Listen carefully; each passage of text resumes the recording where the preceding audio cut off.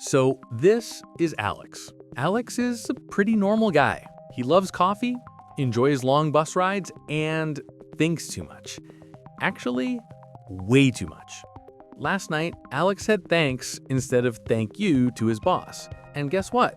His brain replayed the moment 37 times before he fell asleep. The next morning, he started overthinking whether he overthought too much last night. Now, hold on. Why does this happen?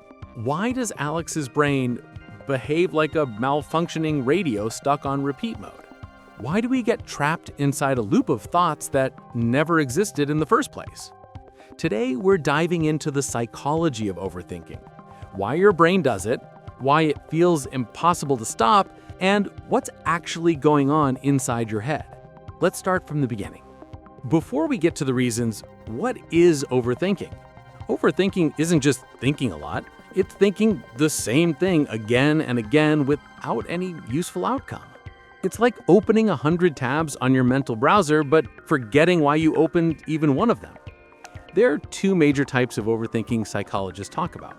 Rumination, replaying the past. Why did I say that? What if they thought I was weird? Worrying, imagining the future.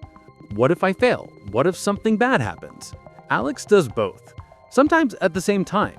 Congratulations, Alex. But why does the brain do this? Section 1. The brain thinks overthinking equals protection. Let's start with an interesting fact. Overthinking is your brain trying to protect you. Yes, really. Your brain has one main job: keep you alive.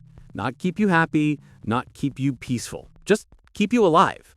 So whenever something feels uncertain or risky, your brain goes, let's analyze this from 90 different angles so you don't die. Not very helpful, but very loyal. For example, Alex sends a text to a friend. They don't reply for 12 minutes. 12 minutes is not a long time, but Alex's brain says, maybe they're mad. Maybe the message sounded wrong. Maybe I ruined the friendship. Maybe I should move to another country. But in reality, the friend is literally just taking a shower. This happens because the brain tries to predict danger even when there isn't any. Psychologists call this hypervigilance. Your mind becomes a security guard that refuses to go home. Useful in the jungle, not so useful when waiting for a text. Section 2. The loop of what-ifs. You know what the brain loves? What-if questions. What if I fail? What if something goes wrong? What if this doesn't work? What if they think I'm weird? What if everything goes wrong? The brain uses what-if thinking to avoid mistakes. But the problem is, the brain doesn't know when to stop. Imagine Alex is giving a presentation tomorrow. He wants to prepare. But instead of preparing, his mind goes, what if I forget the first line? What if they laugh at me? What if I faint? What if the projector stops working? What if everything catches fire? Suddenly, a simple presentation becomes a disaster movie. Psychologists call this catastrophizing, assuming the worst possible outcome even when the probability is basically zero. The more what-ifs you create, the more your brain gets stuck in the loop. Section 3. The fear of making the wrong choice. Here's a fun thing. Overthinking is also caused by choice overload. The more options you have, the more your brain panics. For example, Alex goes to a restaurant. He opens the menu and sees 143 options. Now he's sweating. Should I get the burger? But what if the pizza's better? But what if the pasta is more filling? He hasn't even ordered, but mentally he has lived 5 different lives with 5 different meals. This is called analysis paralysis. Your brain freezes because it doesn't want to make a mistake. Ironically, trying to avoid a bad choice makes you make no choice at all. Section 4. The past doesn't leave you alone. Ever replayed a conversation from 3 weeks ago? 3 years ago? Or maybe when you were 12? Yeah, the brain loves that. Alex once made a stupid joke in front of his friends in 2018. His friends forgot it in 20 seconds. Alex still remembers it in 2025. This is rumination. The brain revisiting past mistakes in hopes of fixing them. But the past can't be changed, so the loop keeps going. Psychologists say overthinkers have something called negativity bias. Your brain remembers negative events more clearly than positive ones. It's a survival mechanism. Your brain believes, learn from mistakes so you don't repeat them. The problem is, your brain treats tiny mistakes as life-threatening danger. Thanks, brain. Section 5. The fake scenario generator. Ah yes, the biggest villain. Overthinkers create entire fictional universes in their head. Alex once imagined a fight with his friend that never happened, an argument with his boss that never occurred, a breakup with someone he wasn't even dating. The brain makes up stories because it wants to prepare for all possibilities. But instead of helping, it exhausts you. Think of it like this. Your mind is training for a disaster that will never happen. It's like practicing swimming for a trip to the desert. Section 6. The myth of, I need more time to think. Overthinkers believe that the more they think, the better the outcome will be. Spoiler, thinking more rarely leads to better decisions.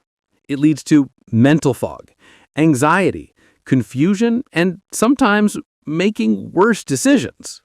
Alex wanted to send an email. He rewrote it 14 times. After the 14th rewrite, the email wasn't better, it was just longer.